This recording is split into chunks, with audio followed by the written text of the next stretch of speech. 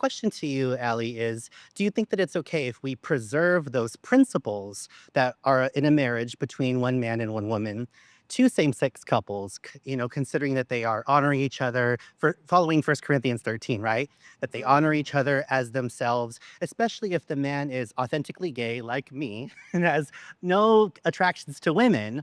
What do I do with that? You Yes. know what I'm saying? And so if Yeah. I can find a partner in a monogamous covenantal marriage and be with them even abstinent until marriage, okay, giving all of those things, how do you feel about that? Yeah, so what we see in scripture is that it's not actually cultural how God defines marriage. We go all the way back to the very first chapter of the first book of the Bible, and we read in Genesis 1:27 that God made us male and female. Male and female, he created us in his image, he created us.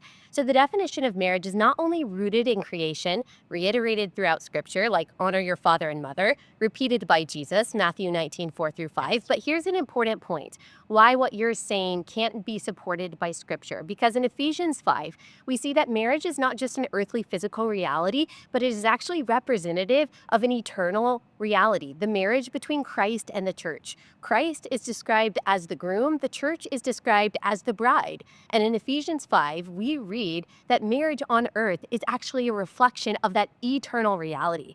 The Bible starts with the marriage between Adam and Eve, but it ends with a marriage between Christ, the bridegroom, and the church, the bride. And so, earthly marriage and the gender designations that we read in scripture actually speak to an eternal reality that is fixed and cannot be changed because, as a man and woman reflect that eternal reality, two men can't do that and two women can't do that. So eternal